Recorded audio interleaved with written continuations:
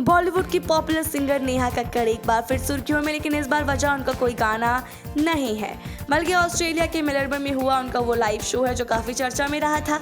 इस शो को लेकर कई तरह की बातें सामने आ रही है। कोई नेहा का सपोर्ट कर रहा है तो कोई कह रहा है कि ये सब एक दिखावा था। नेहा इस शो में 3 घंटे देरी से पहुंची और स्टेज पर आकर रोते हुए कहा कि उन्हें खाने, पानी, होटल कुछ नहीं दिया गया और उन्हें बिना पेमेंट के परफॉर्म करना पड़ा। लेकिन अब एक बात सामने आई और कहानी ने पूरे मामले को उलट भी दिया। दरअसल इस शो के आयोजक पेस्टी और विक्रम सिंह रंधावा ने खुलकर बताया कि नेहा की तरफ से जो भी बातें कही जा रही है वो पूरी तरह सच नहीं है। उन्होंने बताया कि नेहा ने 2 दिनों में एक ही कंपनी के साथ 2 शो किया। पहला सिडनी में हुआ जहां करीब 1500 से 2000 लोग शामिल हुए और शो सफल रहा, लेकिन अगला दिन मेलबर्न का था जहां सिर्फ 700 लोग आए। यही बात नेहा को पसंद नहीं आई।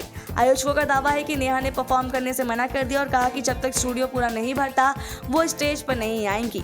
ये बात लोगों के लिए चौंकाने वाली थी, क्योंकि दर्शक पहले से ही 300 ऑस्ट्रेलियाई डॉलर लगभग 16,000 रुपए तक चुका चुके थे और घंटों इंतजार कर रहे थे।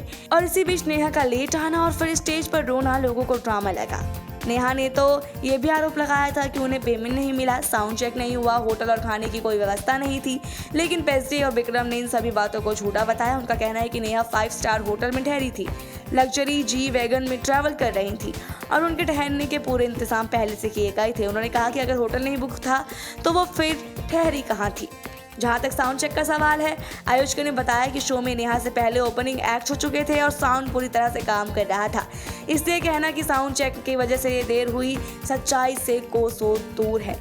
सबसे बड़ी बात यह है कि ऑस्ट्रेलिया जैसे देश में पेमेंट की प्रक्रिया काफ़ी ट्रांसपेरेंट होती है। आयोजकों का कहना है कि यहाँ आर्टिस्ट को उड़ान भरने से पहले ही पूरा पेमेंट कर दिया जाता है। ऐसे में नेहा का ये कहना कि उन्हें पैसे नहीं मिले, ये तो बहुत बड़ा झूठ है।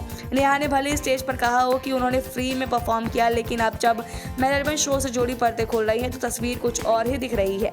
आयोजकों का कहना है कि कम भीड़ की वजह से उन्हें करीब 5 लाख ऑस्ट्रेलियाई डॉलर का नुकसान हुआ। ताकि आपको क्या लगता है, कौन झूठ बोल रहा है, कौन सच? अपनी राय जरूर बताएं। ऐसी और वीडियोस पे देखते रहिए सौगंध टीवी। आप देख रहे हैं सौगंध टीवी, सौगंध वतन की।